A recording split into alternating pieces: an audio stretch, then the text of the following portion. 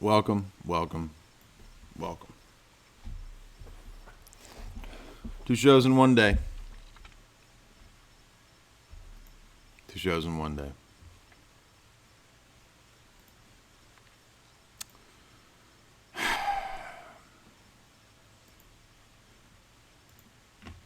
What a mess. Are we ever going to get anywhere with these people? I don't know.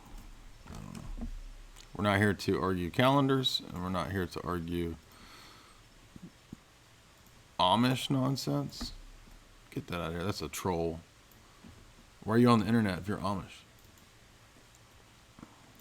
We're going to start out with heavy-duty stuff. This was sent to me. Of course, I know what eunomianism teaches, but it's irrelevant because the Catholic Encyclopedia admits many of the points that we make. The dogmatic system of eunomius is characterized at once by its presumptuous dialectics and its shallowness. Really? It's funny because the Roman dogma of absolute divine simplicity is exactly the same as eunomius's. They're founded on an erroneous theodicy, which involves the assertion that a God of simplicity cannot be a God of mystery. For every man as competent as God to comprehend simplicity. Eunomius proclaims the absolute intelligibility of the divine essence. God knows no more of his own substance than we do, nor do we know more of him unless to us. But whatever we know about the divine substance, that is precisely known to God. On the other hand, whatever he knows, the same you will find also without any difference in us. Agenesia, he maintains, is the perfect expression of the divine essence. The divine essence is to be the Father, to be unbegotten. To be God is to be essence. It's absolutely simple being. An act of generation would involve a contradiction in his essence by introducing duality into Godhead. Well, that's funny because Roman Catholic relations of opposition is duality. The Father as agenitos, the Son as genitos, hence he held there must then be a diversity of substances, right? Because absolute divine simplicity means that if there's a real distinction, there's a subordination or composition. The general line of his sophistical reasoning against the Orthodox was as follows. You allow ungenerate, unbegotten, which befits the divine nature, and therefore that is essential to him. In other words, God is essentially incapable of being begotten. Hence it is folly to speak of a God begotten, Son of God. The one God, agenitos and anarchos, unbegotten, without beginning, could not communicate his substance, nor even beget a consubstantial Son. Consequently, there could be no question of identity of essence, or homoousios, substance, between Father and Son. So he's a radical Arian. There could be no essential resemblance, but at most a moral resemblance. Jesus morally resembles God in some way. The Son being drawn forth from the world, from nothing by the will of the Father. So the will of God is what generates the Son. By the way, the Roman Catholics say the will of God generates the Holy Spirit. I have a whole essay on that. Yet as is superior to all creation, inasmuch as he alone was created by the one God, to be the one creator of the world, he does not share in the incommunicable divine essence, that is the Son, and he does not partake of the communicable divine creative power or energies. The communicable divine power or energies is that which is partaken and constitutes the Son's divinity and stuff. This is the Catholic Encyclopedia explaining why eunomius is wrong. In other words, it's irony. That's why I'm showing this.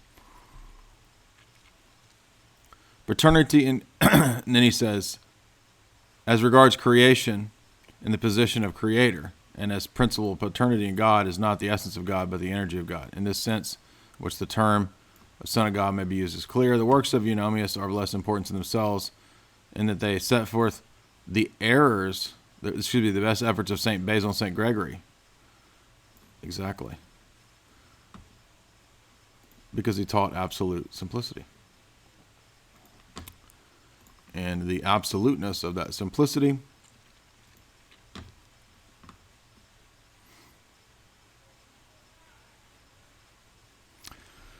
led to explaining the distinctions in God on the basis of the essence-energy distinction.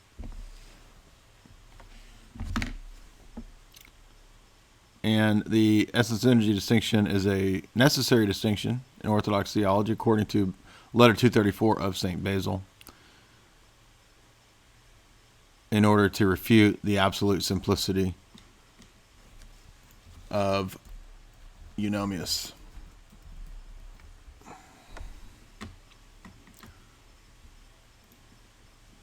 However,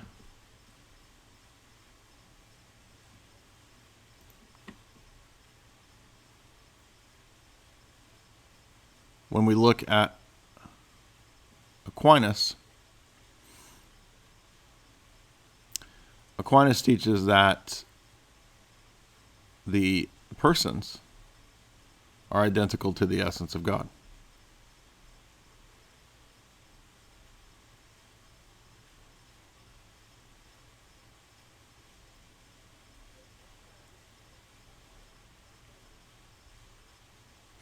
The only distinctions in God are distinctions of relations of opposition, according to Aquinas. The persons are identical to the divine essence.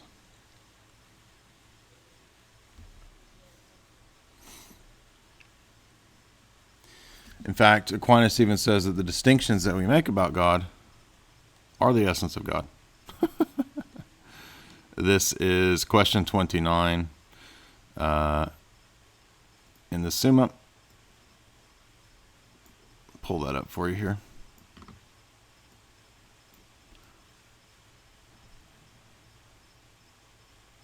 Now, distinction in God is only by relation of origin, while relation in God is not an accident in a subject, but it is the divine essence, and so it is subsistence, for the divine essence subsists. Therefore, as the Godhead is God, so the divine paternity is God the Father, who is a divine person. Therefore, the divine person signifies a relation of the essence. But those relations subsist in the divine nature, you see, and they are the divine essence itself. The point being is that the distinctions, and why does he think that? Because they can't be truly, really distinct, because that would mean God has accidents. He's captive to the Aristotelian categories imported into the Godhead. This is why we have no problem saying that the Father is the cause. Right? We saw this countless times in John Damascus, the famous statement of St. Gregory Nyssa, that the Father alone is the sole cause. The Son possesses everything the Father has except causality. That's why he's not the eternal origin of the Spirit. That would make him a co-cause with the Father. There's only one cause in the Godhead, and that's the Father. But they don't even understand that you can use the word cause according to God the Father. Because everything in God is essence in a strict identification. That means that the persons also become essential, nominal categories. They're not real distinctions. And in fact, Aquinas says this in numerous places in the Summa, over and over and over, that the hypostases are also identical to the divine essence, in the exact same language as the attributes of God being identical to the divine essence. So absolute divine simplicity is quite literally the exact same doctrine as eunomius. It's just that the Roman Catholics and the eunomians come to different conclusions at the same starting point of the absolute nature of simplicity. They come to completely different conclusions.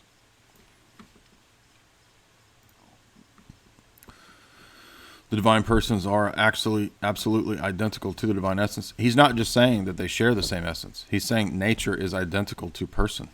That's the problem here. And thus why they explicitly reject the essence-energy distinction. But if that's the case, then there's no real incarnation, because one hypostasis of the Trinity cannot enter into time and space in a mode of being into a tropos that the other two persons do not. It would violate the simplicity. Once again, it's modalism. That's why we don't believe this doctrine. That's not what we really came here to talk about today. I just wanted to throw that in because it did fit with the previous talks, and I thought it was ironic. Somebody sent me the Catholic Encyclopedia definition of eunomianism, admitting that it was the identification of nature and person and based on absolute simplicity. It's just that they come to different conclusions. Same presuppositions, different conclusions. That's why Origenism has the exact same presupposition as eunomius, exact same presupposition as Aquinas. But Origenism comes to different conclusions.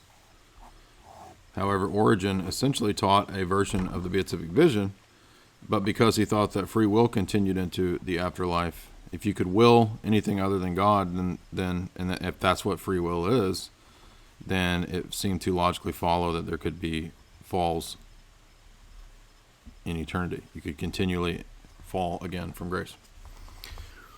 Anyway, but we're going to go back. We want to talk more about Logos, and want to talk about God's existence, because this is what we have kind of been discussing lately. And I heard, once again, certain internet people, they call the Logos the principle of reason in the universe.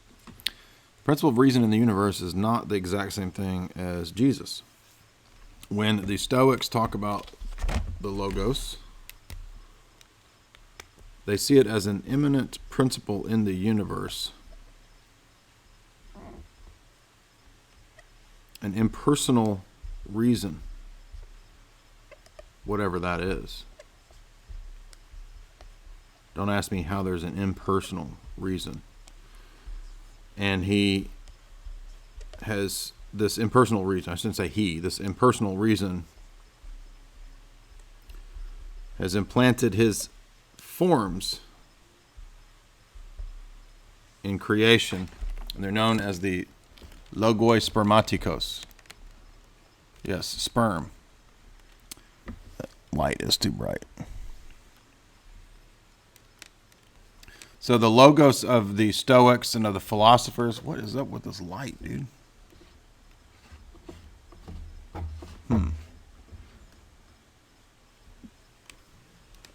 There we go. Impersonal reason, according to the Stoics and the philosophers, the Hellenics, is this force. Remember, reason is a force. Thought thinking itself.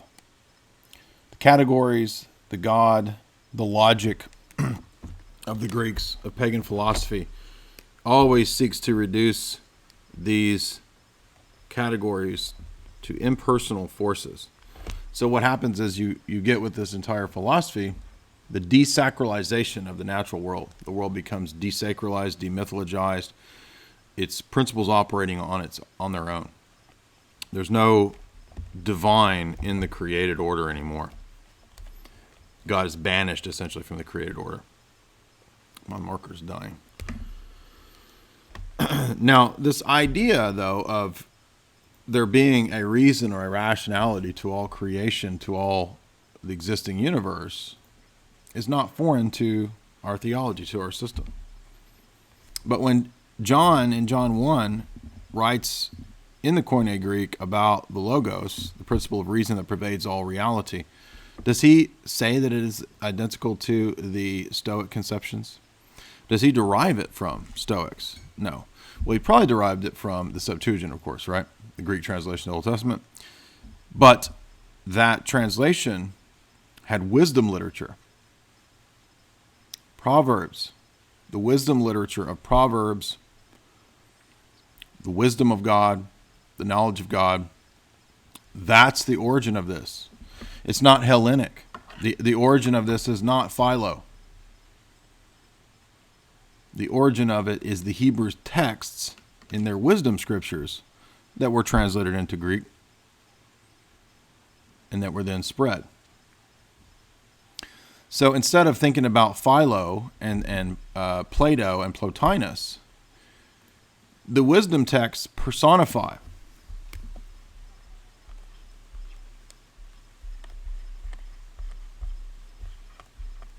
Right? God is not a force. God is not like gravity. The Logos is not a one or an it. The Logos is a he. So the pagan Hellenic view, Logos is an impersonal reason. It's permeating the universe. The Logoi, the Logi, spermatikos, the principles, the seeds within all things. The spermatic seeds within all things that are their inner principles, their form, their ideals, their ideas, Plato. That is different from this doctrine, where you have a personal God who is the principle of reason. It's a he, not an it, a he. And that is principally what distinguishes, again, as we've shown that quote many, many times from Basil and Plotinus, what distinguishes our God from the one. The one of the monad of Platonism is an impersonal force. It's not I am. I am is a statement of personal covenantal relationship, not of chain of being. We don't believe in a chain of being. You don't scale yourself up through the chain of being up to a God who is at the top of this chain of being, who is some sort of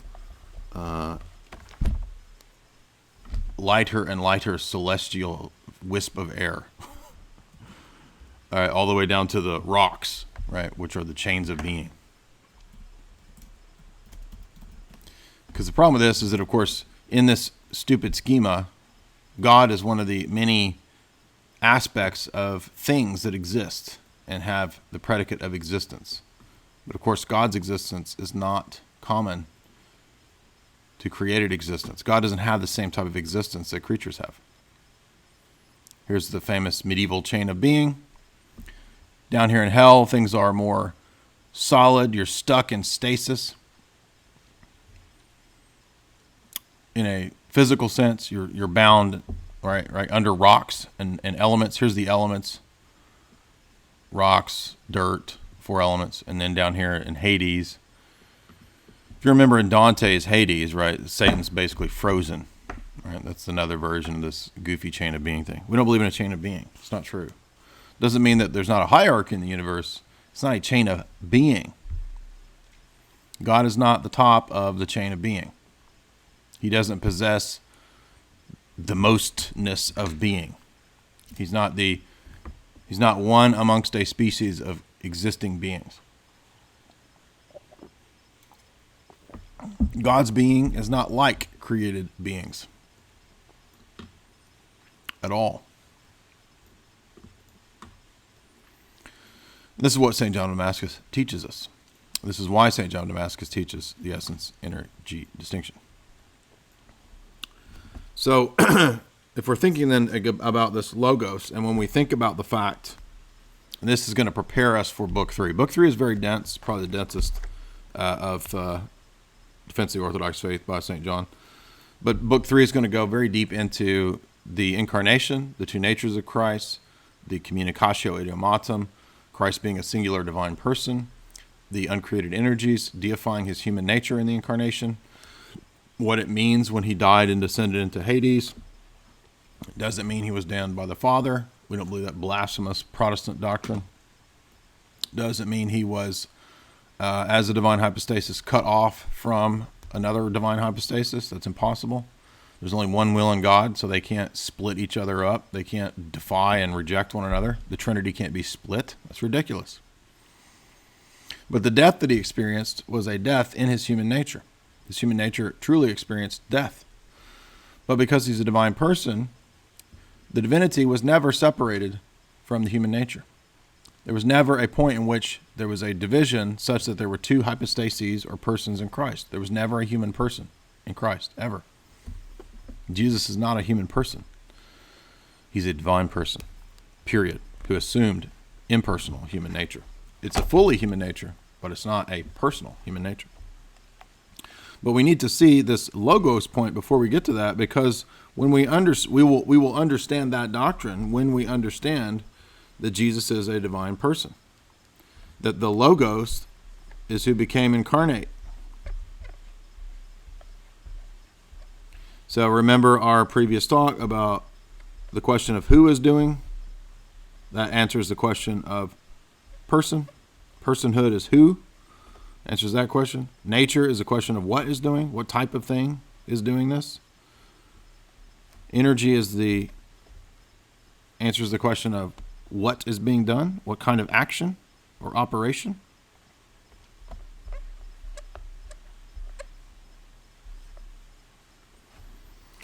And if we make those distinctions, which are the basis of all Trinitarian and Orthodox Christology for the first 1,000 years of the Church, East and West, we won't fall into mistakes.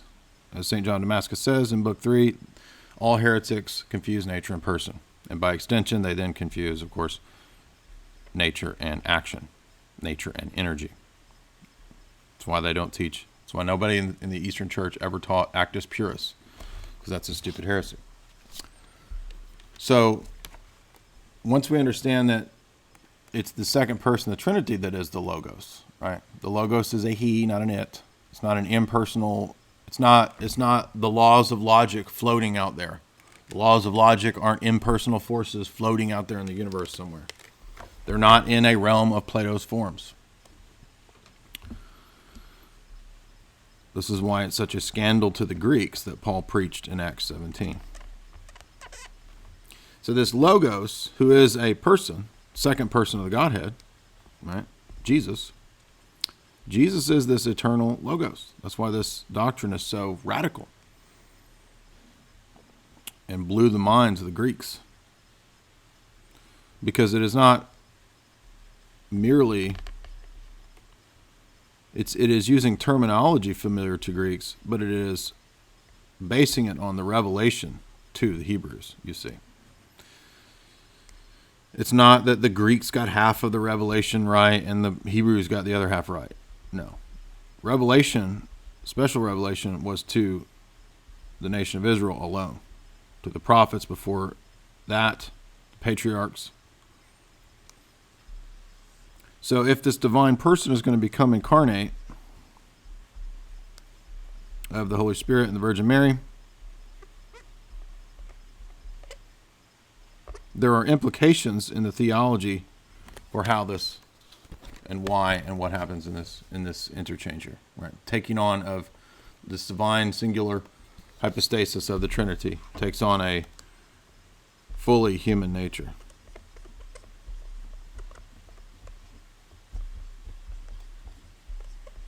But that human nature, this is key here, is impersonal.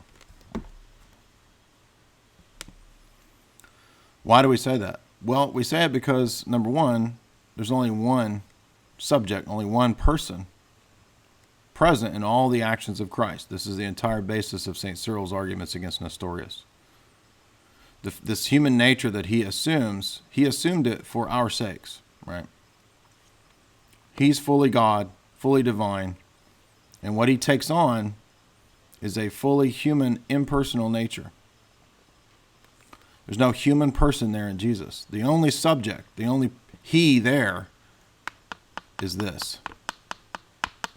That being the case, the Incarnation is not an addition formula. It's not divine nature plus human nature equals person Jesus. The person of Jesus is eternal. He was always there before the worlds began. The second person of the Godhead, who is the Logos, is Jesus. That is Jesus right here, divine person. The nature that he has is fully human, but he's not a human person. He's not a human person because he's an eternal person. He's an uncreated divine person, the second person of the Godhead, the Logos, assuming an impersonal human nature. But that nature that he assumed is common to all men. And because he's consubstantial with us, all men are going to be resurrected. That's the only reason all men are resurrected. So keep in mind then that person is particular, it's singular, as St. John says.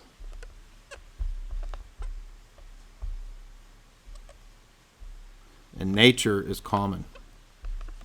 And that's true in God, and it's true amongst men. And the arguments from triadology to Christology are exactly the same. St. John Damascus, all the way back to St. Gregory of Nyssa and St. Basil, they all use the same analogy, the same argument. In God, the nature of God is common between the three persons. But the persons are particular and single that share in this one nature. Three persons, one nature.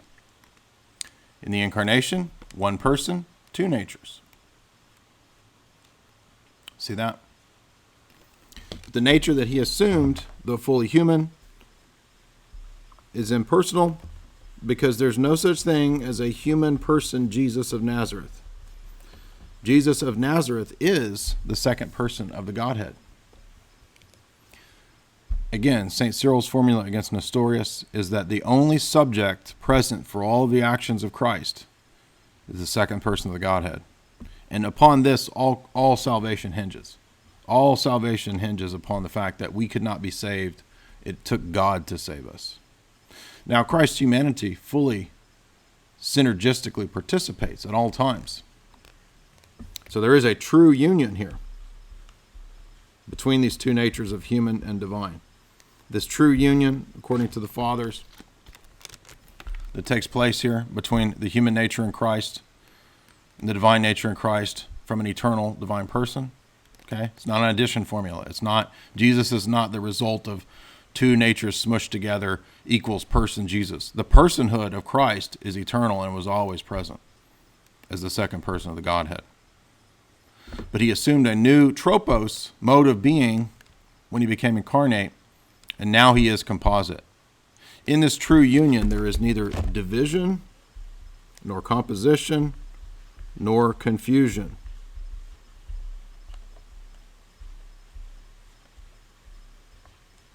However, there is a partaking of that human nature in Christ in his divine uncreated power. This true union does not ever experience any division. There's no composition in the two natures after the point of the union. In other words, Jesus doesn't have parts. We can speak of his two natures being truly distinct, but yet they are still united such that they can never be split up. Right? So when Jesus walks on water, it's an action proper to his human nature, but it's only one Jesus doing it.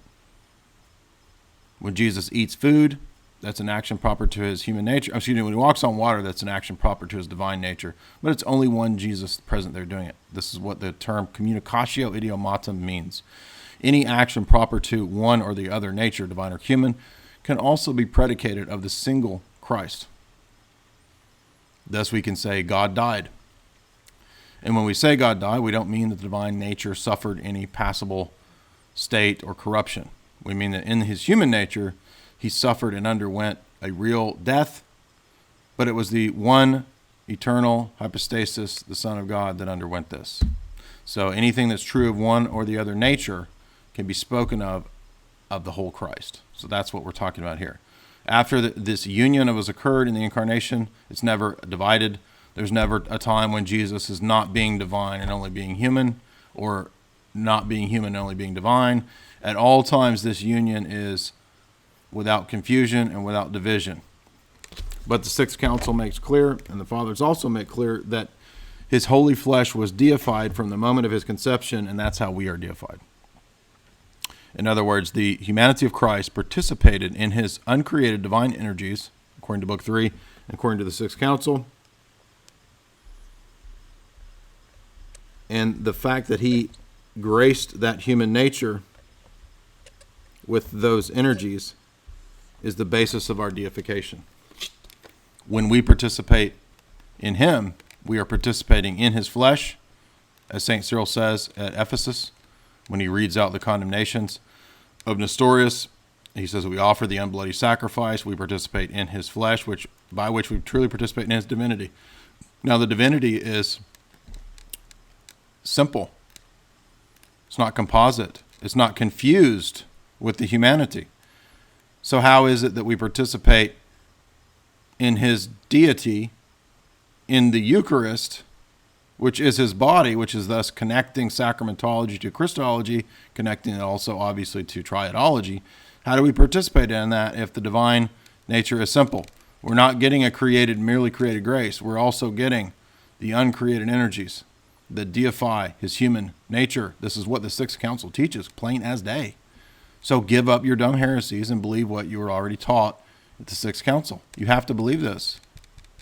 This is the only way to have correct Christology. You have to give up all the dumb absolute divine simplicity doctrines that negate the possibility of one hypostasis taking on human nature and deifying it. That, in summation, is the total argument of St. Cyril with Nestorius.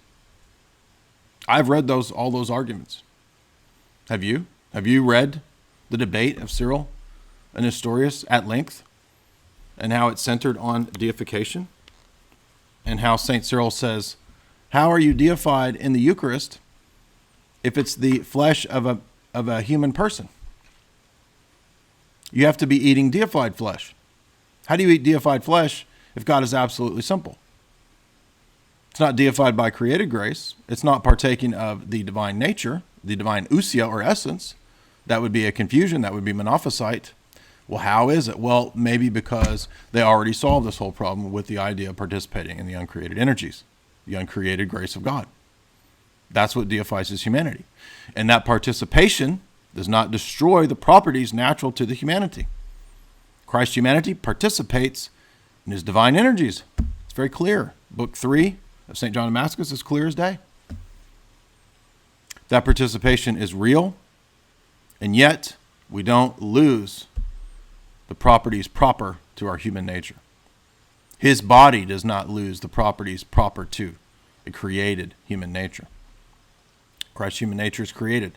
It's deified. It's transfigured. It doesn't cease to be created. It doesn't cease to have the properties proper to it, distinguished from the properties proper to the divine nature. Right? The divine nature is uncircumcised.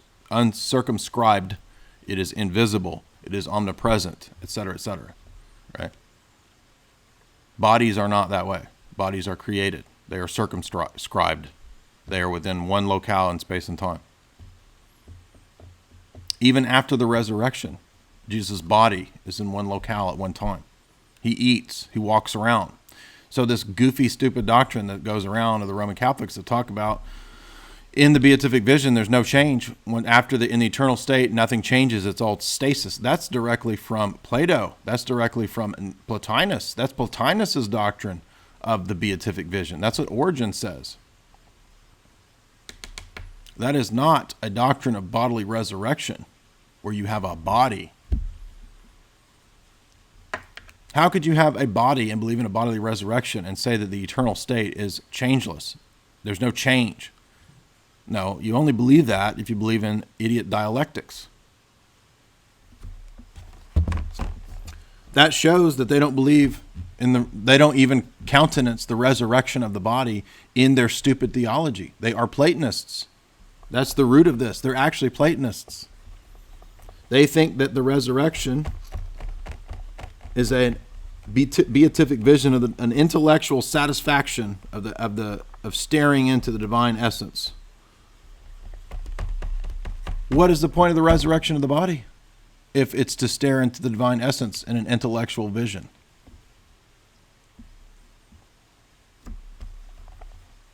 That's the Platonic eternal state. That's not a new heavens and a new earth and a resurrected body. The mere fact that Jesus is resurrected in a body, the same body, he has the mark where he says, Thomas, put your finger in the hole here. Stop being unbelieving. That disproves everything that our Catholic philosopher said online this week. That alone disproves him. Because it shows that Jesus, in his resurrected final state, his transfigured body, walks around, eats, talks, and shows the piercing in his side. Therefore, that's the eternal state. He's in the eternal state, walking in time and space, interacting with. That's what it's going to be like. It's not a mental scape of staring at geometric forms for all eternity. No, that's not the eternal state. Have you forgotten Eden? Oh, wait, most of you guys don't believe in Eden. You don't believe that there was a historic created Eden, even though the confession of St. Sophronius at the Sixth Council says you have to believe that. No. We have forgotten all that. And, oh, look, more and more and more. it's becoming clear that these so-called Thomistic Roman Catholic dogmas are Neoplatonism. They're not biblical. They're Hellenic. They're Platonic. Why? It's almost like they would be with the Greeks laughing at Paul in Paul's apologetic in Acts 17, wouldn't they? Yes, they would. Now, so once we understand that it's not just the question of essence energy, it's also the question of understanding the incarnation that refutes this nonsense, these heresies. And they are heresies. They result in heresies. They result in Origenism. That's why your church teaches perennialism. That's why you had a giant council in the 60s that teaches Masonic perennialism, because you teach Platonism. Platonism is not the gospel. It's a heresy. The Synodicon, which, by the way, you're supposed to believe in. If you believe the Seventh Council, supposedly, Catholics supposedly believe in the Seventh Council, right? Here's John of Damascus, right? The champion of icons, Seventh Council. The Seventh Council, in its liturgy, Sunday of Orthodoxy, condemns Platonic forms in the divine essence. It condemns Origen. It also condemns errors in Aristotle. Did you all forget the Synodicon? It's part of your so-called tradition. Anyway. So, now we understand then, this is why this is so important to understand that it's not the exact same. There's not an equivalence of meaning from the Greeks to the Hebrew tradition. Jerusalem versus Athens. Guess what? Jerusalem got it right. Athens did not. The teaching of Athens is that you can touch little boys and you don't know whether you're supposed to die for the state or not. That's Socrates. Rape little boys. That's in the dialogues of Plato. But if you think a lot, be abstract and think. Sit back and think, right? Like Plato. Why should I think? Maybe the bodily pleasures are better than just sitting around and thinking and being a nerd all day. Maybe I should be an Epicurean. Maybe I should be a Stoic. Maybe I shouldn't care. The whole thing, all of it, it's all dialectics. It's a bunch of nonsense.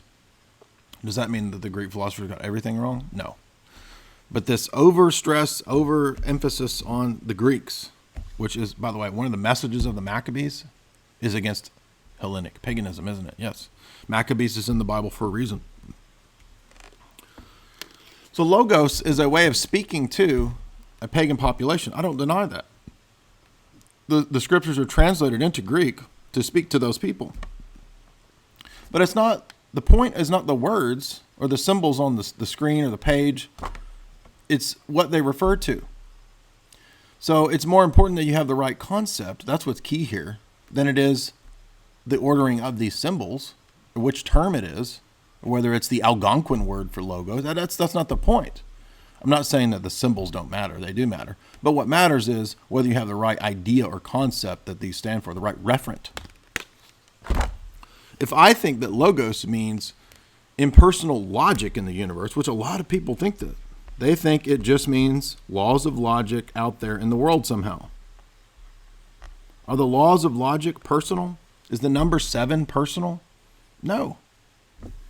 Now, ultimately, in our theology, it is, because it reflects the divine mind. But I'm saying in the minds of most people who talk about logos, do they think of it as the second person of the Godhead, a divine person? No. They think of it as impersonal forces, right? Like gravity, just kind of floating out there, operant somehow magically in the world, right?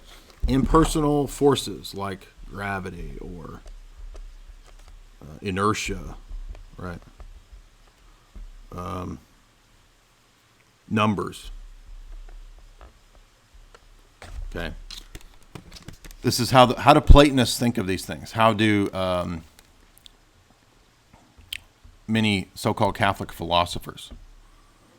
They think of them like they're just sort of these principles out there in the world that in some way maybe they reflect this, right? Maybe there's some relation to the Logos, the second person of Godhead, but most of the time when it's spoken of, they speak of it like it's the Greek Hellenic philosophic tradition. but it's not. Once absolute simplicity banished God from the created world in terms of his immanence, and it did. I talked about that in the last episode. The universe began to be viewed in a mechanistic way. This is right from the time of Descartes, right, into the Enlightenment characters. The universe is just kind of this big machine that's set in motion. You know, like some kind of windmill. You could imagine people in Descartes' day like setting up these little Rube Goldberg type machines, or like a windmill that like knocks down things, or like I don't know. I don't think they had Rube Goldberg machines in that day, but they probably had something approaching it, right? Like Da Vinci's machines or whatever, right? Like, so, look, the whole universe is really just kind of like this big machine, right? And so rather than it having this divine immanence within it, immanence in the sense of, right, it's a thing that operates on its own. So we're going back to the Greek pagan views of impersonal forces that somehow govern creation. Somehow there's order and purpose and telos in the world. They would say, right, the medieval and the Hellenic cultures, but it's impersonal. Well, no, it's not. That's the error here. And again, this whole book begins by talking about how this sets our religion off against all the others. We begin with God as personal, not as philosophic category, not as philosophic speculation, but as revelation, as revealed to us as he, as personal. I am that I am, not it is that it is. Right? If we were Hellenic philosophers, God would have revealed itself as it is. No, I am that I am. I am he, and there is no other God beside me, he says. What is the Shema? The Lord your God, the Lord is one. Not the number one, not an impersonal force, not an irrational, impersonal logos, not the embodiment of reason itself, not some Platonic ideal in the realm of the forms. Anyway, so once the God versus world dialectic was set into place, and absolute divine simplicity essentially barred him off from his immanence in the world, there was no longer any God present in nature. Nature is desacralized and demythologized. This is key. Now it can be bastardized. It can be misused. And guess what? You, Mr. Human, are also part of that bastardized, demythologized, desacralized nature out there that can be abused and misused. Right? Social Darwinism.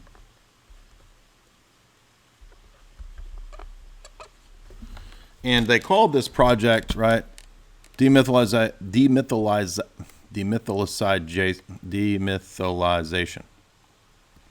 They had demythologized the natural world. They had desacralized the natural world because God's divine immanence was no longer present. It's now a giant machine that operates like a Rube Goldberg machine or something on its own. Deism, right? Deism leads to this mechanistic view of the universe. Immanence, the immanence of God is cut off. If there is a God, we don't know him, he's far off. Deism. Nature becomes it's no longer a symbol and teacher of divine truths. It's just what it is in itself. It's just one damn thing after another. Just shit happening, right? Just chaos out there happening. So the world has been desacralized and demythologized after the Enlightenment, from Descartes on, and even before Descartes. Right? I mean, Descartes still at least believes some of these things. But for the most part, after Descartes and the scientific revolution, this takes place. And it takes place as a result, I'm trying to stress to you, I know what I'm talking about, as a result of philosophic and theological presuppositions in the West of the nature of God, God as merely a first cause, an unmoved mover, God as philosophic Hellenic categories personified. It's the other way around. God personified first, and then that's how we explain those philosophic categories like causality or teleology. Okay? So this demytholization occurs because the uncreated energies of God are no longer present. God is not actually here and now. He's not present. He can't be present in this world because he's absolutely simple. The only way that you're ever going to experience God is in the beatific vision. This is why the beatific vision, again, is heretical and stupid. God cannot and did not enter into time and space. Oh, but wait a minute. That kind of negates the incarnation, doesn't it? Exactly. Yeah, of course it does. And it doesn't matter how many times you tell the Catholics this, they don't get it. And then when they finally get it, of course, they become Orthodox. But, until you give up the idolatry of Hellenism,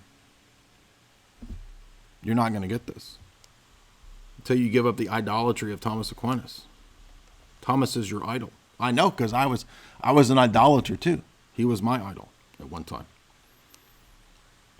How is God present in the world and not united with the world? How are we not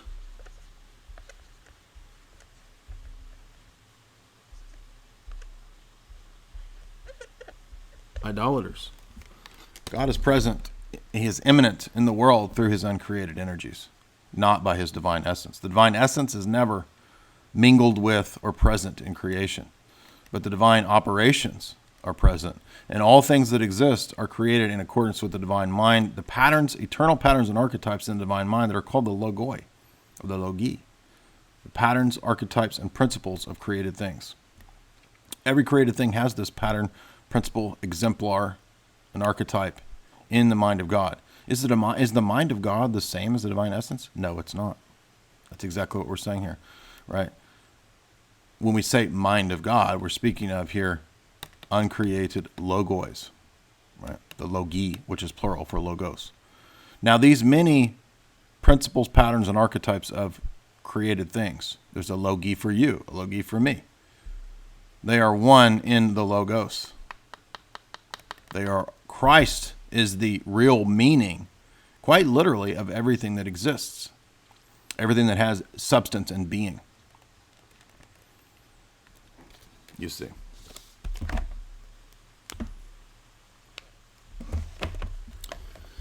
That's why we don't believe in natural theology, because there's no real difference between supernatural revelation and the meanings of all things that exist. They're all summed up in the Logos. The Logos is the Alpha and Omega, the beginning, middle, and end. He is the telos of all things that exist, quite literally, because they come out of the conception, the divine mind.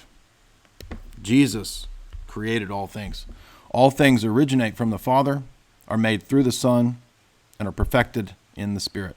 So again, according to the Fathers, the triadic formula of creation, again, exemplifies and proves all these points. Just merely saying from the Father through the Son and the Spirit, the fact that that's how creation happened, proves the Logos Logi doctrine that we talk about. St. Basil teaches it. Dionysius teaches it. We saw this already in the Divine Names. Paul teaches it, right? Christ is the principle of all things, all creation groans to be restored according to the fact that the effects of Christ's incarnation and resurrection are cosmic. It's the cosmic scope that has been lost in the West. The West doesn't understand this. They can't understand that it's this world that's going to be renovated. This universe is going to be renovated. This body is going to be renovated. They've cast all this off to go off into stupid Hellenic doctrines. That's how they can sit there on streams thinking that they're teaching Christianity and say that afterlife, the eternal state, is changelessness, pure stasis. No, that's what Origen says. That's what Plato says. That's what Plotinus says. Christianity teaches a bodily resurrection. Who denies this? And once you realize that, and you look at the fact that when Jesus resurrected, he has a body, the same body, and he walks around and talks and eats, then you start to understand that a new heavens and a new earth doesn't mean I'm staring into a TV screen of God's essence for all eternity. That's ridiculous.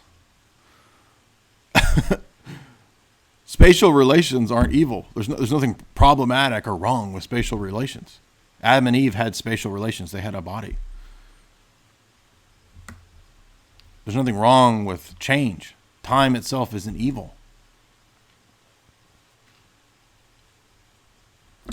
And that actually occupies a significant discussion of this book. A significant discussion of this book is refuting the Hellenic doctrines of beatific vision. The idea that God created us for a state of eternal changelessness. What? No, that's because you've fallen into dialectics. So now that we're talking about this Logoi doctrine, we're going to see how this refutes the idea of natural theology. What does he title his chapter? Natural revelation. Exactly. Not natural theology. The Orthodox Church makes no separation between natural and supernatural revelation. Natural revelation is known and understood fully in light of supernatural revelation. You can't interpret the world without divine scripture. You won't interpret it properly.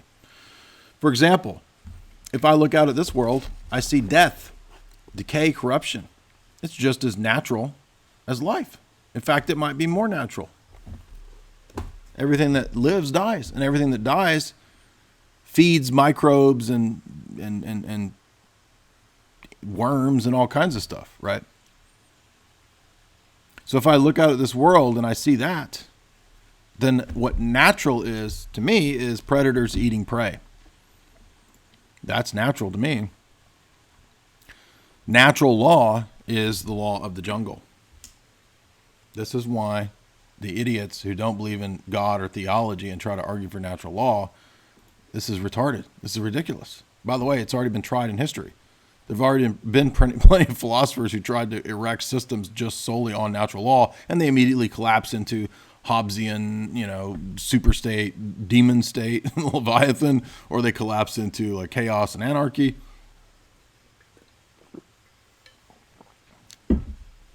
Because there's no such thing as a purely natural state. First of all, there's no such thing as natural law. If you believe in God and you mean that the universe reflects the order of the divine personal logos, if that's what you mean by natural law, okay.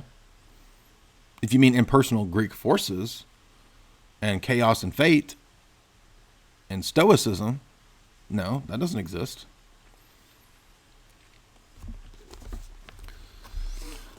So natural revelation is known and understood fully in light of supernatural revelation, scriptures. Or we might say that natural revelation is given and maintained by God continuously through his own divine act, which is above nature. This is why St. Maximus the Confessor does not posit an essential distinction between natural revelation and supernatural or biblical revelation. According to him, biblical revelation is the embodying of the former in historical persons and actions. At the beginning, in the state of the world in which was fully normal in Eden, natural revelation was not separate from the revelation that was supernatural, right? When Adam looked at the natural world, he saw directly the Logoi, that it was directly from God. He interpreted it in a supernatural divine way. And if God spoke to him through direct revelation, it was the same. He understood, this is all teaching me God. This is all a manifestation of the divine, not pantheism. Consequently, supernatural revelation places natural revelation itself in a clearer light. When Jesus talks about seeds, he says a seed teaches you resurrection. Seeds teach resurrection. The cycles of nature, they actually teach resurrection. Nature teaches supernature, we'll say. By there, I mean revelation. This doesn't work in Thomism. This is contrary to Roman Catholic theology. Nature doesn't teach you supernature. What?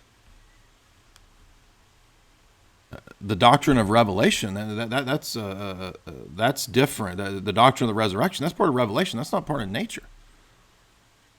But Jesus says, you have a problem with resurrection? Doesn't a seed have to die before it turns into a tree? A seed has to fall into the ground and die and become a tree. In fact, Jesus quite consistently uses natural phenomenon to teach you revealed truths, doesn't he? Of course he does. Now think about all the other things in nature that teach resurrection. Why a caterpillar becoming a chrysalis. That teaches resurrection, doesn't it? Of course it does. But now, if I looked out at the natural world and I see that it operates in this way of predators and prey, then I think death is natural. That's the obvious conclusion from just looking at the natural world and seeing the predators and the prey. Death is natural. It's just as natural as life. They're co-equal principles, and all pagan religions operate on this fallen logic. Now, what's the problem here? What's the problem that we saw in the Darwin lecture from Cornelius Hunter's book 2 weeks ago? They're not taking into account the fall. You can't properly interpret the world out there if you don't have a doctrine of the fall. But a doctrine of the fall presupposes that Genesis is true, the Torah is true, and historical, that the fall actually happened in this world, time and space and history, and that there was a fundamental change in the physical, metaphysical makeup of the universe as a result of the fall. Everything, the whole entropy, decay, all of this is a result of the fall of man. Because man was placed as the steward of all creation. Adam was the prophet, priest, and king of all creation. And when he fell, it affected all creation. That's what Paul says in Romans 8. All creation now groans to be restored, transfigured after the fall of Adam, after it was subjected to futility and corruption due to Adam's sin. So in other words, you can't understand and interpret the world and do, quote, natural theology without believing in a fall. The fall is part of revealed doctrine. So you have to have revealed doctrine to properly interpret the natural revelation. Thus, no natural theology. Thus, no natural law. What do you mean by natural law? Right? I'm falling into my JBP mode. Well, what does that mean? What does that mean? Well, it's a question. What does that mean? Oh, I don't know. I don't know. We haven't tried it yet. I'm joking. We do know.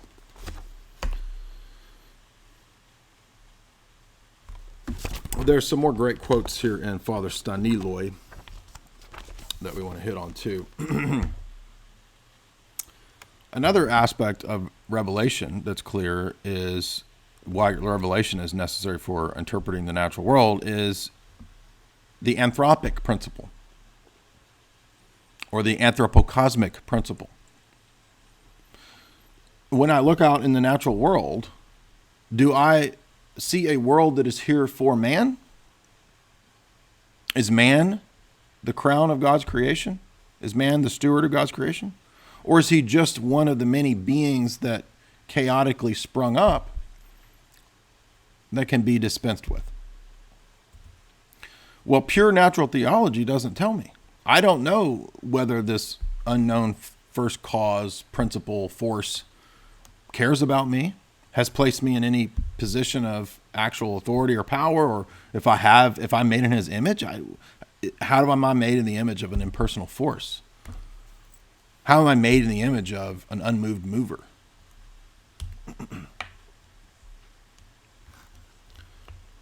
I mean, it's a pretty big deal if I am or if I'm not. Right? I mean, that's two different paradigms, two different worldviews. What is natural theology going to tell me about that? Nothing at all. Who knows?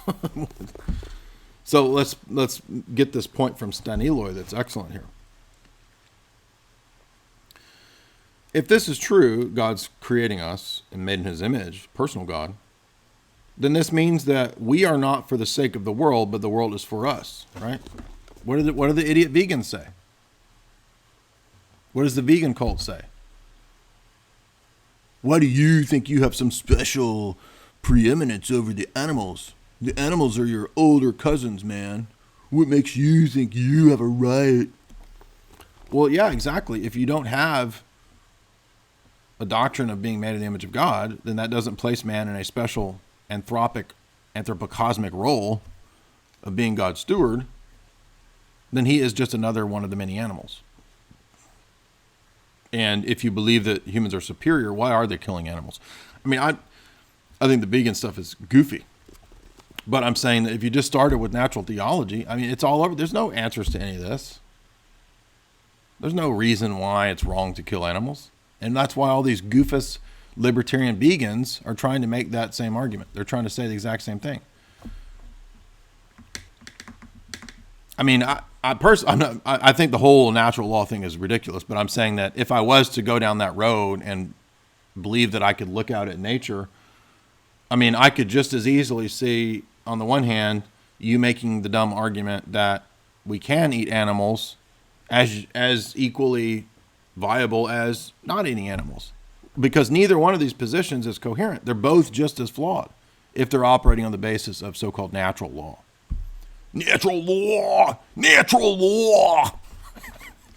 Natural law! Mark Pazio.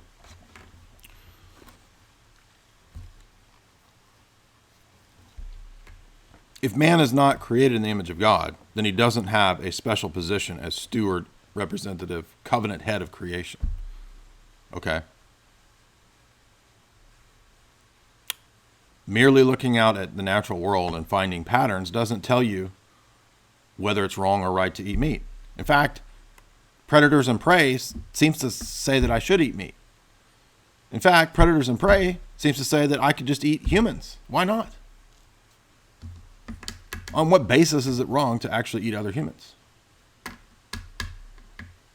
Oh, well, it might give you Kuru disease. So what? What's wrong with having Kuru disease? Maybe the Darwinian principle of me surviving through Kuru disease is actually how I become the fittest. I mean, it's all nonsense. There's no clear reason why delineating between one of these options is more correct than the other. It's nonsense. It all presupposes, right? The dignity of man presupposes creation and being made in the image of God. But you can't be made in the image of an impersonal force. I am made in the image of the number 7. I have dignity. No, you don't. A number 7 is a number. We worship the number 7. Is it going to save us? Oh, number 7, save us, oh great number 7. I always think of that Planet of the Apes, where they have the bomb cult. Praise, hail the bomb almighty. And they worship the bomb. Hail the bomb almighty. All these pale cult guys. Is Planet of the Apes 2 or 3?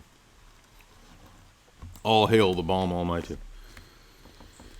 So he's talking about the anthropocosmic principle here. The world is to be found in man and not vice versa. Even the fact that we are aware that we need the world shows man's superior position to the world. The world is not able to feed our need for it. The world exists as an unconscious object, but it exists for man. It is subordinated to man, even though man did not create it. The reasons, or the logoi, the inner principles of things, reveal their light in human reason, and through conscious rational action of man. Likewise, our own reason reveals its own proper power and depth even more richly by uncovering the reasons within created things, the logi within created things, the reasons of things. Yet, in this reciprocal influence, it is human reason and not the reason within created things which has the role of subject working consciously, right? We have psyche. Objects in the world don't. The reasons within things disclose themselves to human consciousness, the logi, and they must be assimilated and concentrated upon by human consciousness. They disclose insofar as they have human reason as their virtual conscious center, and by helping reason to become their own actual center. They have the potential rays of human reason. They are the potential rays of human reason on the way towards being revealed as its actual rays. So he's talking about that they reveal ultimately the logos. And it is through these that human reason extends its vision further and farther. The world is understood within man and for man. And the doctrine of the logi and the one logos teach us this.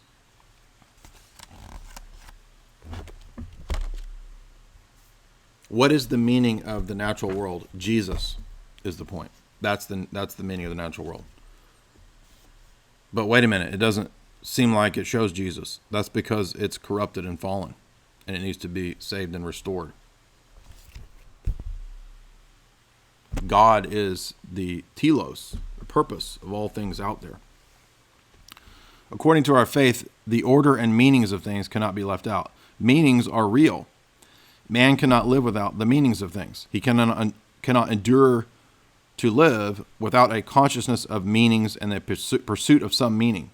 For these all culminate in a final meaning, a telos, which teleology, right? So we're doing teleology here. Does he say that teleology is a principle that operates outside of the existence of the triune God? No, teleology it presupposes the triune God is the point. All of created reality is a veiled revelation of the Logoi, the many principles of created things that are ultimately Jesus. That's the point here.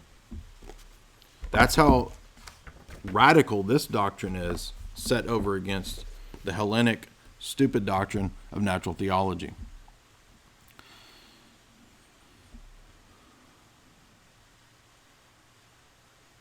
There's one last thing I want to get to here.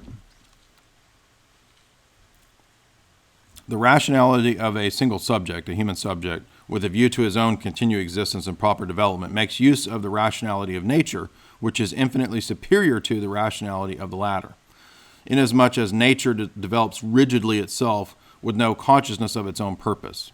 So even though there is a rationality that's directing and guiding nature, nature itself is not God. Right? We don't believe in pantheism. According to our doctrine, the rationality that exists in the universe needs to be completed by and seeks an account of itself within the rationality of a person. So, in other words, the rationality of the universe is not an impersonal force. It presupposes some kind of divine personhood. By itself, it does not exhaust all rationality. The rationality that exists in the world is seen in and of itself as only one in existence. It has led many writers to think of the universe as a huge graveyard of death, the universe of nihilism, the universe of the absurd. For what does rationality and personhood actually mean in a vast universal machine? Nihilistic universe means nothing. But the rationality of the universe is not irrational. It acquires its full meaning when it is considered to have its source in a rational person. This rational person makes an eternal dialogue of love with other persons. Thus, the rationality of the world, if it is to be fulfilled, it implies the existence of a higher rational subject, a divine person. Following this analogy, the rationality superior to that of even human persons. Human understanding makes this possible in a dialogue with man, a dialogue which has led through dialogos, which has led into the eternal, and in its highest sense, it is a rational communion with an infinitely creative subject, namely the divine Logos. Hence, the world as object, it only exists for the means of dialogue and of loving thoughts and works between the supremely rational person of God, the Logos, and rational human beings. The universe bears the mark given to it by its origin, this rational, creative, divine person, and by its destiny or telos, to be the means for an interpersonal dialogue between the ultimate personal reality of God and the reality of human persons, so that these might remain for all eternity in a state of happiness and in communion with God. The purpose of the external world, the universe, is the Logos. In other words, you can't know that or figure that out after the fall without revelation. Everything that I just said there shows you the natural law and natural theology don't make any sense. Because the principles within things in the natural world are ultimately the many reasons, the many meanings of things that are all one in the Logos. Now my marker doesn't work, so I can't write anything now. But that's the point there. So yeah, that's a pretty deep book. If you're new to this stuff, you probably have a hard time reading Orthodox Dogmatics Volume 1.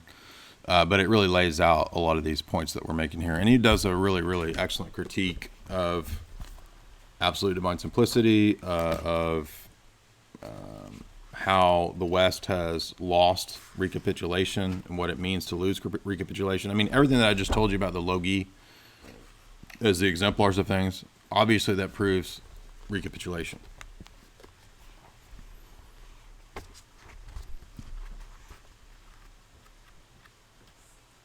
So anyway, Staniloy, of course, is probably the greatest Orthodox theologian of the 20th century. Far superior to Lossky or anyone else. Far superior to Florovsky.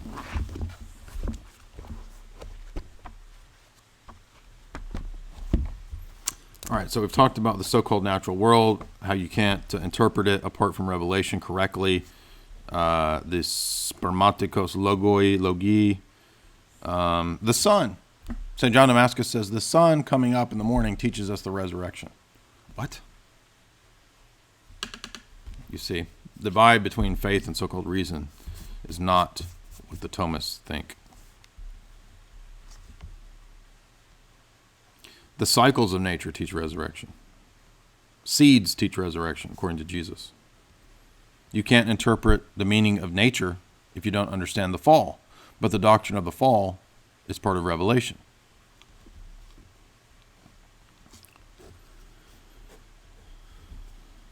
Okay, so we talked about analogia entis. We talked about analogia fide. We talked about the epistemology. We talked about the natural world.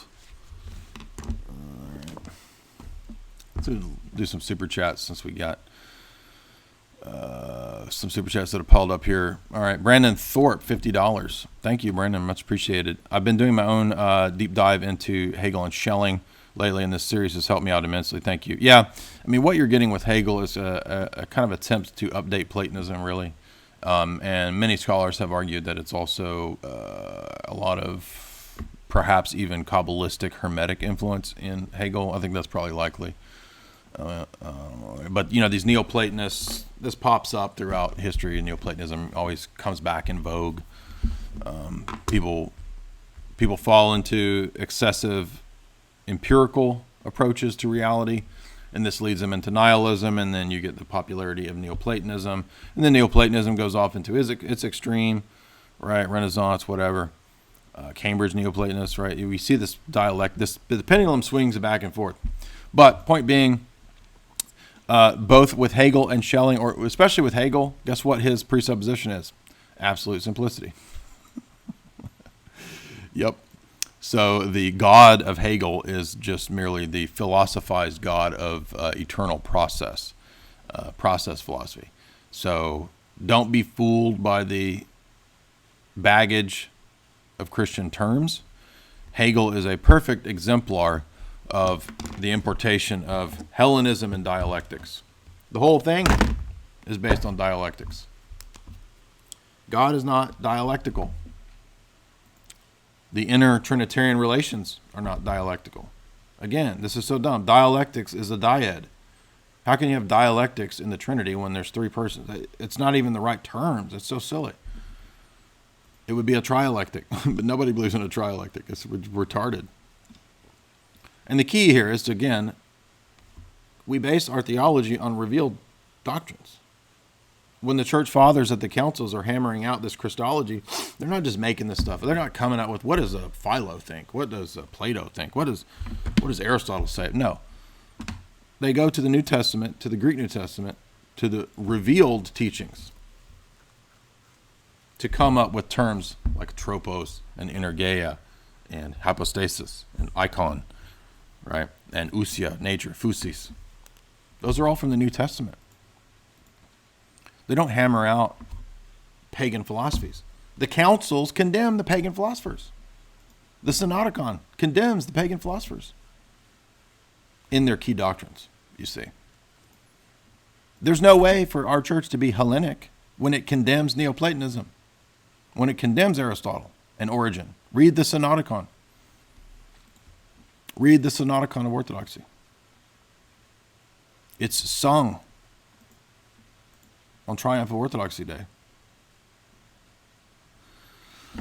So yes, and what you'll see with figures like Bulgakov is the idea of, let's update all of the phronema the terminology and understandings from the period of the New Testament and the Church Fathers. Let's update that to Plato and Schelling. No, we don't want that. Get that out of here.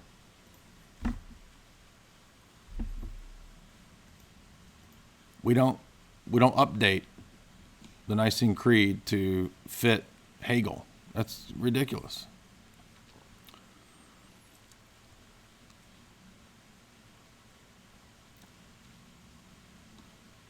But I'm glad it's helping you, Brandon. I appreciate that.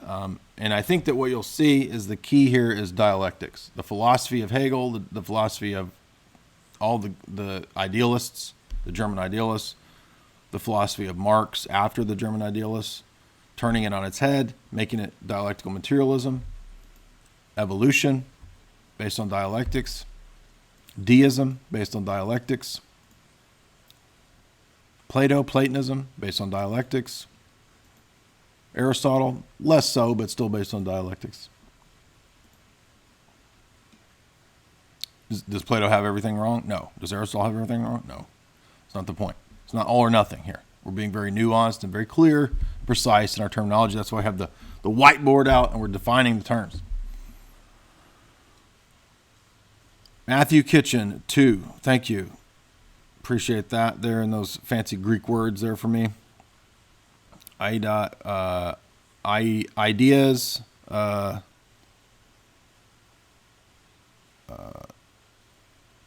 first idea. Is that what that is? Let's see what this is. I can read a little bit of Greek, but sometimes I get tripped up.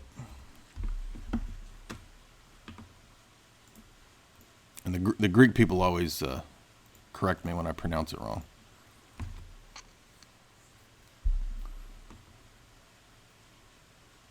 It says, Aisai, what does that term mean?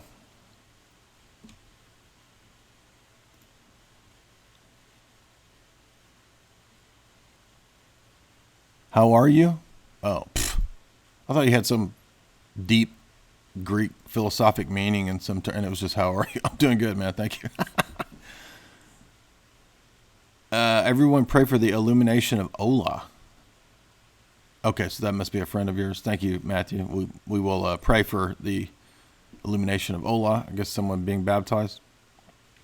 Monk Augustins, $20. Thank you, Monk Augustins. Very much appreciated there. You guys keep me going.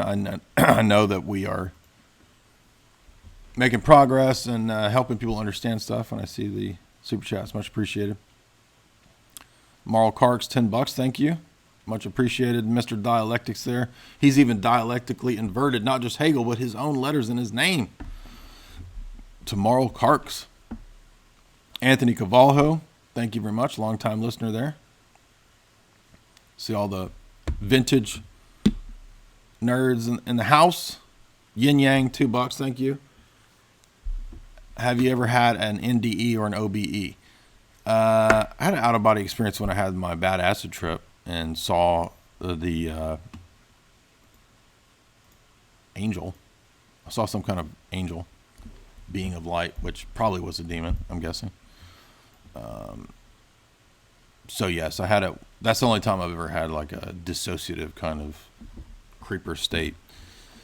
When I had my bad trip when I did acid when I was 17 and blacked out for 4 hours, and the only thing I remember is this entity, this light, this being of light coming to me, which I would presume was a demon, because I don't think that people who trip acid receive true enlightenment. They almost always, immediately after their drug enlightenment, what does everybody say? I'm speaking of the hallucinogens here. Not every, we know there's a valid use of drugs, but the misuse of drugs, and particularly hallucinogens, what is every goofus pagan, every goofus DMT? Oh, when I came out of my trip, I talked to the clockwork elves, or the beings, the entities, the aliens, and they told me that we're all one, man. We're all one, and we need to stop eating animals. Nature is God, and everything is one. Yeah, you just rehashed every frickin' ancient pagan religion, and you thought you're enlightened. Good job, bro. Literally, that's what every goof is. So anyway, I think when I was 17 and I came out of that bad trip, I thought I was enlightened and I had solved the world, and I had probably some new agey type beliefs back then, like man, we're all one, man. I was the typical, just pagan. It's just classic paganism. But I did genuinely. I understand now how it could create dissociative states. I don't have dissociative problems, thank God. But having done LSD, seen the bad states, and then studying the CIA's programs and all that, you can understand better how. But I've never had any. Don't have any beings talking to me, or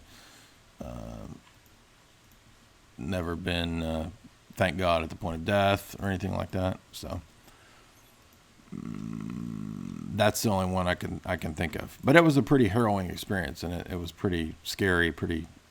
I would say it was demonic. Matthew Kitchen, 5 Canadian.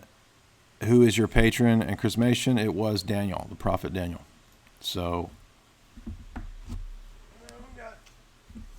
we got Daniel over here. And I chose Daniel because it was either going to be Photius or St. Maximus or Daniel. And I chose Daniel because I had done that talk this year, and it really kind of spoke to me this year. And Daniel is in Babylon, Hollywood Babylon. We've written the Hollywood books, and so I just felt like there was a special kind of awakening. You have these periods in your life where you have these new levels of awakening and that kind of stuff, and rereading Scripture again in the last 2 years. I'd read through Scripture, I don't know, many times, probably 20 or 30 in my life, but then coming at it with fresh eyes again in the last few years. Daniel was gifted with predicting the coming of Christ. Obviously, I'm not saying that I predict that. I'm not saying that. I'm just saying that I wanted it to be somebody and plus the appreciation of the law and the prophets. So it speaks to the Marcionism of our age. Daniel was not a Marcionite, right? So Daniel just speaks to so many errors and heresies of our day. That's why.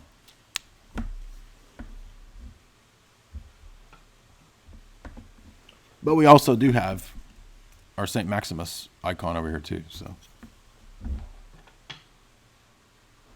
and of course, the gifting of St. Nicholas, because that was received, Christmas time. So we have St. Nicholas over here. And of course, St. Nicholas, because he battles heretics. He punched Arius. So we spend quite a bit of time punching heretics on live streams, figuratively speaking.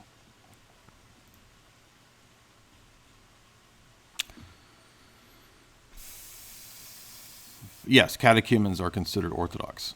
That's a common misunderstanding.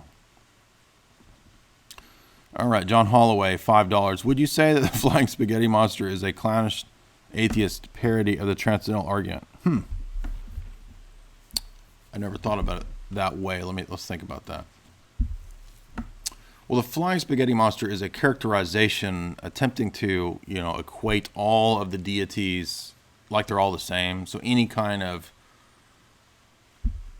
claim that goes beyond sense experience, I guess, would then also qualify as flying spaghetti. Our numbers, the laws of logic are also flying spaghetti. That's a joke I made to Infidel when we were having our most recent debate. Is it a clownish parody? I don't think most of them understand the transcendental argument. I've met very few atheists, and I've been doing the transcendental argument for 20 years. So I've had countless debates with atheists using the transcendental argument. Very rarely do they understand it. I can think of one friend who was a Christian for a while, and he understood the argument logically in its formulation process, and he eventually left Christianity. So I can think of him. So So maybe in his mind, but the problem is that I guess it would almost seems like it would take the atheist understanding the transcendental argument to be able to make the parody, but they hardly ever understand it. And they always think you're trying to argue for something presupposing it. That's like a circular argument. Like they don't even know what the argument is. That's not the argument. The argument is that all worldviews at a fundamental level presuppose some degree of authority. They have a bottom point where the argument always becomes circular. So it's actually a statement about all paradigms and worldviews. It's not just saying that I prove God because I presuppose God. That's not the argument. But most of these so-called they're too low tier IQ. They can't get what the argument is. That's a good way. That's a good question. I mean, I have to think about that. There was a guy who tried to do an atheist version, Michael Martin, and he backed out of the debate.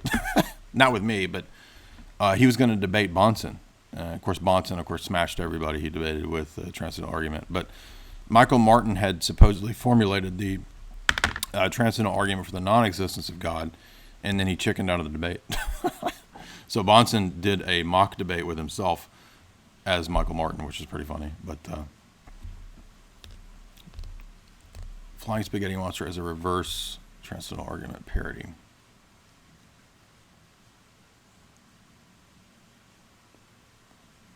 I'd have to think about that. I almost think that's giving too much credence to the Flying Spaghetti Monster, because I mean that's not even that smart. It's almost so low IQ that it doesn't even grasp these kinds of concepts. You know what I mean? But that's an interesting angle on it. It's maybe worth thinking about. Yeah, well, correct. Aristotle does talk about fundamental maxims and principles, right? So everybody believes in fundamental maxims and principles, but like we saw in the last stream, class. Oh, I should have set this apart here, I guess, to make this clearer. But we were getting long in the tooth last night. So we had classical foundationalism that we critiqued last night, and that's because beliefs don't work in that way. They don't. I mean, you could speak of having foundational maxims, but it's an error to think that because we speak that way, that necessarily human paradigms and belief systems automatically work that way epistemically. That's another category error where we're mistaking the way that we talk about something or the order that we talk about something with the ontological priority or the epistemic priority of something. If God exists, if he does, for the sake of argument, then he is already our presupposition. He's the one who gives meaning to not just the created order, but also to our conceptual thought, our world, right? The world of thought, the world of the intellect. He's also presupposed there, right? So if God exists, then my apologetic has to proceed from that presupposition. I can't do apologetics out of line with my theology. My theology must inform the apologetic. So I can't adopt pagan notions of, well, I'll just water it down a little bit. And, hey, when Plato says the one, he just means Exodus 3. No, he doesn't. Our God is not thought thinking itself from Aristotle. Our God is not the monad of Plato. The terms are not equivalent. Even if you're trying to do apologetics and make it, palatable to an unbeliever, you can't compromise your theology for the sake of apologetics. That's ridiculous. So the point then is that rather than saying that we need to come up with a common ground, self-evident maxim, causality, teleology, whatever, we don't have common ground. The laws of logic in my worldview are a reflection of the divine logos. In the mind of the unbeliever, the laws of logic are just impersonal forces or patterns or things that you make up on the spot or whatever, something like JF thinks, right? So we don't have common ground. But you'll say, wait a minute, well, we do have common ground because you can argue with an unbeliever and people do change their mind. Yes, but they change their mind because the world is not like they think it is. The world is like we say it is. So rather than classical foundationalism and the ideas of self-evident maxims, things work in webs. This is a much more helpful analogy than stacking things on. Like you have the foundational beliefs, and then you stack your other beliefs on those foundational beliefs, right? Like the law of non-contradiction, and I stack my beliefs on top of that. That's not really a good analogy because, yeah, in a way we have foundational beliefs and then we base beliefs on those. Those foundational beliefs don't begin as self-evident. They are in a network of other beliefs that hold them up and make sense of them. You can't have self-evident maxims without words that have meaning. You see, so you're realizing, oh, I'm presupposing these other areas of philosophy. So that thing that I thought was a self-evident maxim doesn't actually operate on its own in a vacuum. And so what's much more helpful and useful is understanding paradigms of belief, worldviews, systems of thought, and understanding that our beliefs operate like a web, not like a building block stacked on one another. Again, you could reinterpret the building blocks stacked on one another in a correct way. It's just that it's not very helpful and it's confusing, and it lends to interpreting it in the classical foundationalist way. But classical foundationalism is not true. It's a faulty epistemology. And it's no good when you come up against people who doubt the foundations. To reaffirm classical foundationalism against a person who's presupposing or questioning your presuppositions as a classical foundationalist is not going to do any good to just reaffirm your position. Well, we all have beliefs that are foundational. Okay, what if I doubt the foundational beliefs? Well, you can't do that. Well, philosophy has for 500 or 600 years. That's Descartes' whole project, is to doubt foundational beliefs. And you say, well, that's absurd. Oh, yeah, but the world is going absurd. They do this. So are you going to have an adequate apologetic response to that? Or are you just going to rehash your position and say, well, the laws of logic are obviously adamantly clear? And no, they're not. I mean, they are, but they're not to the unbeliever, and they're not on that worldview. And if you act like the laws of logic are certain, and they're more certain than God, you've already ruined your argument. Because a smart atheist could say, wait a minute, you're coming at me with this certainty of created human logic, but the God that you're arguing for is more certain than created human logic. But you're telling me that he only exists with probability. And all classical apologetics, it argues for the probability of God. It's very highly probable, 92.7%, that a first unmoved mover exists. What? Again, God doesn't say that. He says, I exist and no other. The fear of the Lord is the beginning of wisdom. The wisdom of this world is foolishness. So it's a dumb argument. It's a bad argument. So rather than classical foundationalism, what we need is I can't write with this damn pen. Anyway, you get the idea. It's a web of beliefs. God may be in the middle, and then you've got this other beliefs around. And so that middle position here of God is sort of the presupposed center, most powerful aspect of the web. And the other beliefs kind of span out of that web. Right? And then less certain things kind of out here towards the exterior of the web. And, if you're wrong about one of those things, it's not that big of a deal because, the web still holds. The paradigm, the belief system still holds. But the reason the web is better, again, is because your belief in epistemology, right, the doctrines of how we know things, what we know, it's inevitably and necessarily connected to the beliefs that you have about metaphysics. The one presupposes the other. And the beliefs that you have about metaphysics and epistemology are necessarily connected to the beliefs that you have about logic or ethics. And that's necessarily connected to what you believe you are. All of this presupposes you as a subject, right? I mean, even Descartes' goofy project of trying to question all foundational beliefs leads him to this point where he thinks cogito ergo sum, I think, therefore I must exist. But even Descartes' project is still autonomous, right?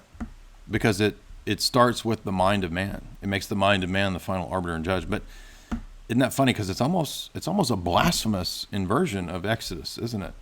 God says, I am that I am. Man says, I am that I am. Well, that's the perfect example of fallen human consciousness attempting to, in futility, vainly reason without taking into account its creator. The world can't be interpreted properly in an autonomous fashion. The world can only be interpreted analogically, in an analogy, after God. The way one apologist put it, we think God's thoughts after him.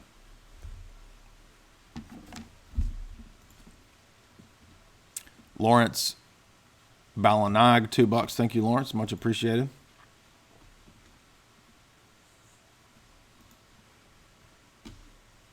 Yeah, and of course, if we talk about modern philosophy is like total just garbage, just degenerate,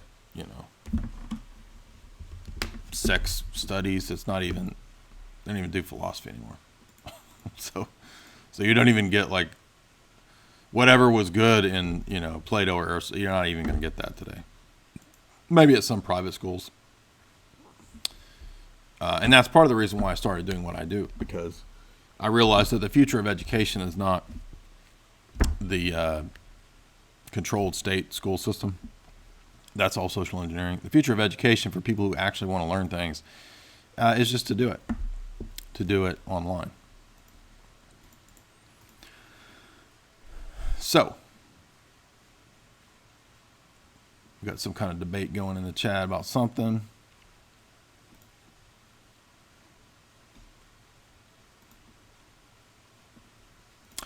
I mean, once you start studying worldviews and you start looking at, like webs of belief and thinking philosophically about, the branches of philosophy, knowledge, metaphysics, ethics, aesthetics, and you get grounded in those basics, and you learn theology, basic theology from the church, from Scripture, and you get more fluent in Scripture, it's so obvious that it's accurate. I mean, this interpretation of things makes perfect sense.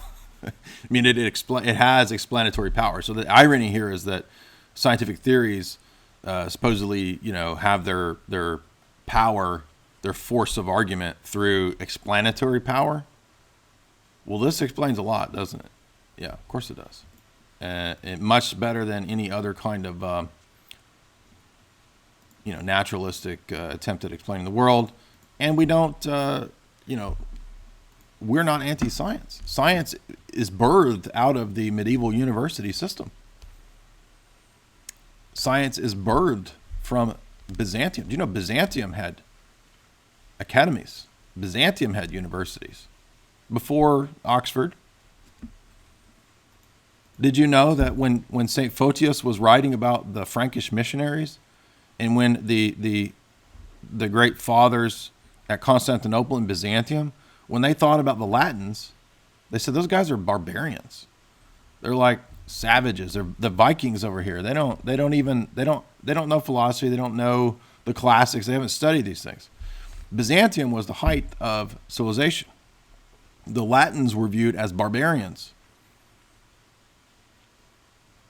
That's why these guys have such better theology. It's because they had a vast array of ways to look at and explain theology, and because they were fluent with both the Septuagint in the Greek and the New Testament Greek, it came much easier to the Eastern Fathers. That's why all the councils are in the East. They're all called by the Byzantine emperors. until the split, obviously. That's why the theology is more sophisticated as it pertains to Christology, triadology, and so forth in the East. That's why it might seem foreign, but that's why this is so crucial for today, is because this is a different theology. And it took a long time, for me to reorient my Calvinist and then Augustinian and Thomistic thinking throughout my 20s. It took a long time for me to kind of reorient, right, and get a clearer head on the East. And that's not to say that we, obviously we don't discount the many Latin fathers for the first 1,000 years of the church. Anyway, can you elaborate on this is Jake B. Thank you, Jake, $5. Can you elaborate on comparing the coherence between worldviews? I read about Gödel's theorems. How does coherence really... Oh, this is what I meant to get to, but my marker's dead. Yeah, so coherence theory is a better way... wish this marker would work. I think I've got it. Could you find me another marker, dry erase? I think there's one over there on the counter.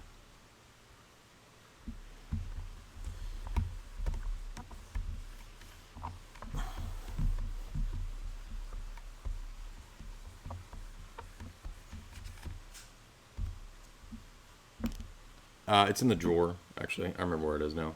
The small drawer over there. Over here.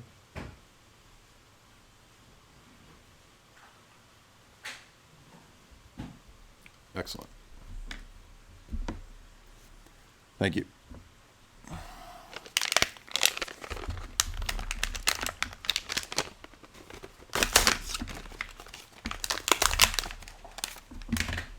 Yeah. So...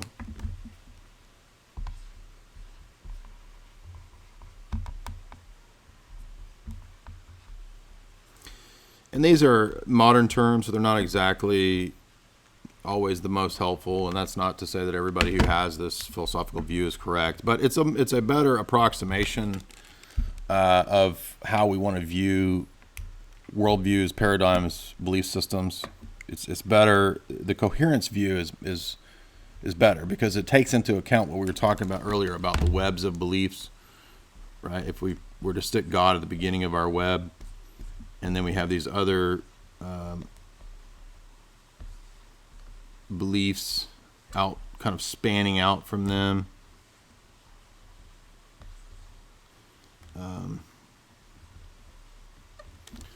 This is just kind of on the spot, but if we had a big, giant, vast web, right, and we thought of God here as kind of our beginning, starting point, presupposition at the center of the web, we could say, and then out here is, world, how I view the world, and then other people in the world or whatever, and then here is God and me, or God and man, and how I view me, how I view others, and we see this kind of a web, and in other words, whatever I believe about this is going to be connected to this.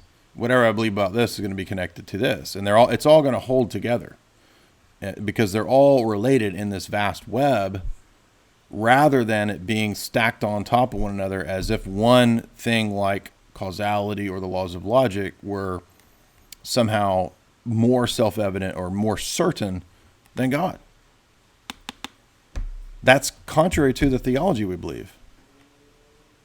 God is not happy with you saying that autonomous human reasoning and created logic, human logic, is more certain than God and God's existence. That's not true.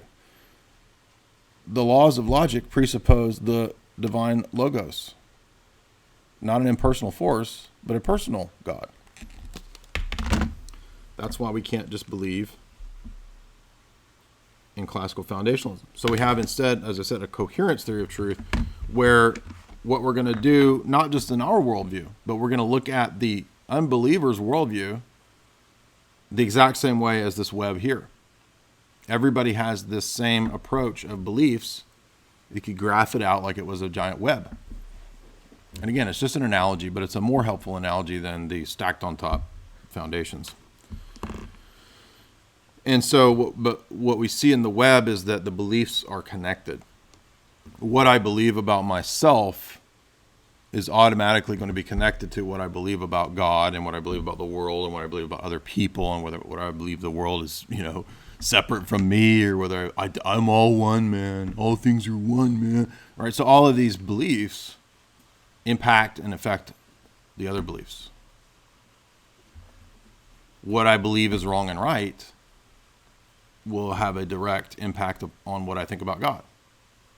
My belief on God is going to have a direct impact on what I think is wrong and right, how I view other people, whether I believe I'm made in the image of God or not, whether I believe that nature is just this chaotic thing out there going, flowing with meaninglessness, or whether I think that it's a manifestation of the divine mind and that God is immanently present through his uncreated energies in the created world. A desacralized, demythologized world, as opposed to a world that teaches me the truths of revelation. Nature teaches resurrection. It doesn't teach resurrection to an unbeliever, not at all. It teaches to the unbeliever nihilism, chaos, meaninglessness, right? What we read yesterday from Wisdom, right? The chapter that we read last night from Wisdom. That's that unbelieving nihilistic worldview, which reasons from creatures to meaninglessness. So we see that the coherence theory is a better approach, I believe, to understanding how paradigms of beliefs and worldviews work amongst human beings. It's not that you can't use the word self-evident maxims. It's just that you have to qualify it and be a little more specific by what exactly do you mean self-evident. If you mean it in a Thomistic, classical foundationalism sense, no.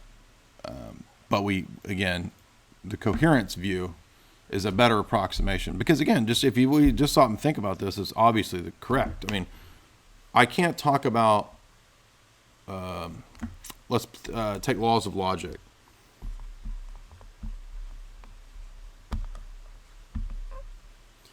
The laws of logic presuppose all kinds of things. They don't just operate on their own. Now, you have to have some kind of starting point. Obviously, if we're going to have a dialogue with an unbeliever, we got to start somewhere, right? We can't make an argument for everything in one single, speech or something. So you got to start somewhere. But the fact that we start somewhere doesn't mean that the web of beliefs isn't true. We can't mistake the fact that we're starting with the laws of logic in our argumentation, or the questioning the status, the ontological meta status of laws of logic. That doesn't mean that the laws of logic have a priority over God, just because we're starting there in time and space, right? A logical priority doesn't always, and may not ever necessarily suggest or imply or necessitate ontological priority or epistemic priority. So just because I know about this first, or I talk about this first, or I start reasoning from laws of logic, doesn't mean that they have a self-evident status clearer than the existence of God, or that they're more certain than the existence of God, or that they don't presuppose the existence of God. That's the error that the Thomists are making, that the classical foundationalists, the traditional so-called epistemologists make, the Enlightenment epistemologists, they do all the same stuff. Well, we all know the laws of logic are certain. Well, now, wait a minute. Do the laws of logic operate on their own? Are they just out there operating? No. They are known in the mind, and they are understood and encapsulated and explained by humans. So the laws of logic have a relationship to the human mind that they don't have to animals or to things in nature, right? I'm not saying that the laws of logic or the principles aren't operant in nature. They are, because God exists, because of the divine mind. But when it comes to humans explaining and learning the laws of logic, it doesn't just operate on its own. It also suggests, for example, the reality of symbols, right? If I start using, modus ponens, and if I start using the therefore and the a, therefore, non-a or whatever. If I start doing this, I'm not just using laws of logic. I'm presupposing a certain relationship between signifiers and concepts or meanings that these signifiers stand for, these laws of logic, right? I'm not saying this is a syllogism. I'm just using these symbols as examples, right? I'm not saying A, therefore not A. What else? I'm presupposing that I can understand laws of logic, that I know and am referring to some actual true thing. So it presupposes some category of truth, of language and symbols.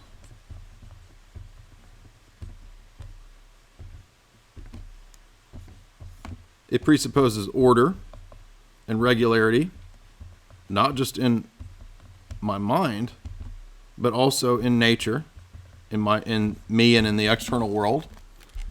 The laws of logic assume some concept of truth, some concept of the force of truth, that we should accept truth, some concept of language and symbols, having meaning, conveying meaning, symbolizing, standing for meaning, order and regularity in my mind, that the laws don't turn into the opposite of themselves tomorrow, that they have a regularity to them, that they operate in some way in this world, right? So even though I can't answer with omniscience every one of the questions of how all these things work, I'm in some way presupposing, when I talk about the laws of logic, all of this kind of stuff. Now, what else is presupposed in this?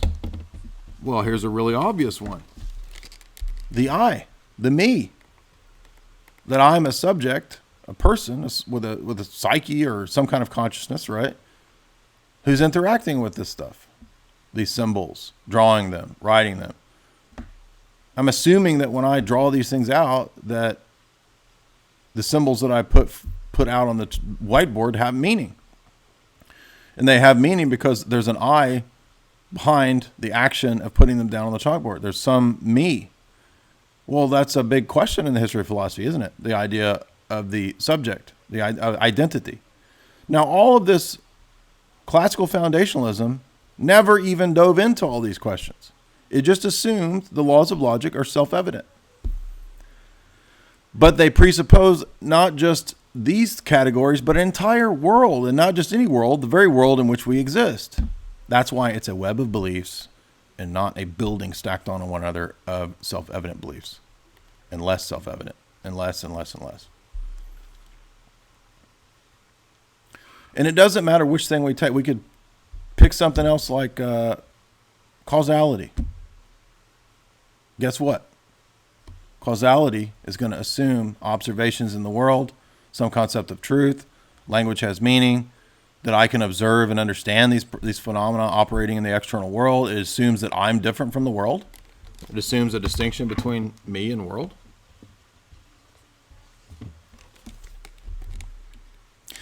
And another example of this would be, as many philosophers have pointed out with Descartes, there's a lot of problems with Descartes' attempt to doubt all things, isn't there? Because he didn't really doubt all things, did he? But that's because philosophers in his day didn't think in this way. They didn't think about doubting even further things like language.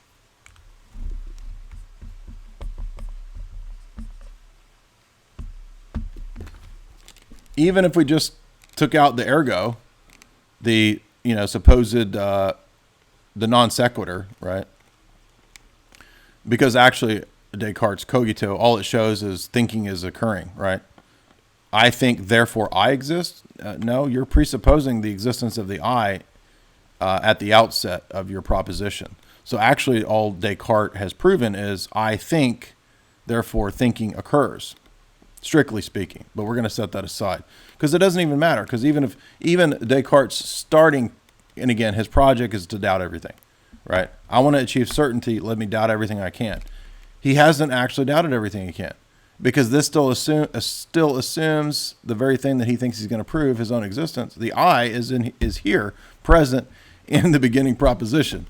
That's the thing he's trying to prove, but he's still assuming it, you see. That's why this is ultimately kind of a blasphemous version of the transcendental argument, where he puts himself in the place of God. God says, I am that I am. Right? God is the ultimate base circular argument of all things. Descartes says, I'll doubt that and make it me. But now, wait a minute. What else is this assuming? Well, a whole bunch of things. It's assuming the existence of the self. It's assuming the existence of language and concepts. It's assuming the existence of meaning behind those concepts. It's assuming the existence of the external world, even though ultimately Descartes does fall into a kind of solipsism. He's still thinking that there's something about thinking and other, right? So he doesn't actually identify himself with all things. So he thinks of self and other. So he still, in some way, is assuming some kind of world. Even if he thinks it's all a mental world, there's still some other world other than just his I, his self. Again, this presupposes the alphabet. There's a whole bunch of stuff. Grammar is presupposed. He hasn't doubted everything. He's assumed a whole bunch of things. Therefore, it's not really possible to doubt yourself down to fundamental self-evident maxims, because they aren't really self-evident. It's deceptive. They're not really self-evident because they operate within a paradigm of other necessary beliefs. And not just necessary beliefs, but also all kinds of things about assuming the existence of the self, assuming the meaning of words, assuming the existence of concepts, assuming that words and concepts correlate, that they actually can refer to both one another, assuming the existence of an external world, assuming regularity in nature.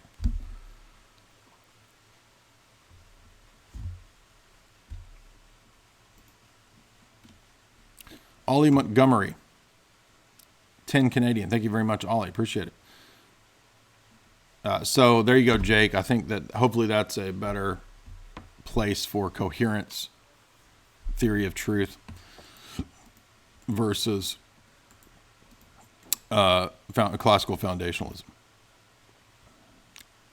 Hyman Protector 199. Well, glad to hear you're doing your first confession. It's always a great thing to do that. I enjoyed it when I became a Roman Catholic many years ago and did my first confession. I'm not advocating Roman Catholicism. I'm just saying that it was an enjoyable experience existentially to do first confession. And then being received into the Orthodox Church doing the first confession was also a much more powerful experience.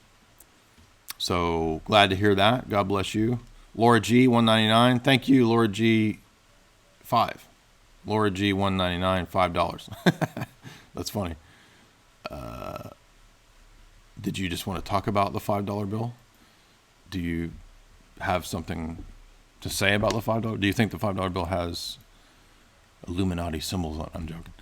Ollie Montgomery, Canadian 10. Thank you very much, Ollie. Much appreciated. All right, we've gone 2 hours. I think this was a good discussion. We got more into what I wanted to talk about last night that I didn't get to. We covered some how Logoi relates to natural revelation and not natural theology.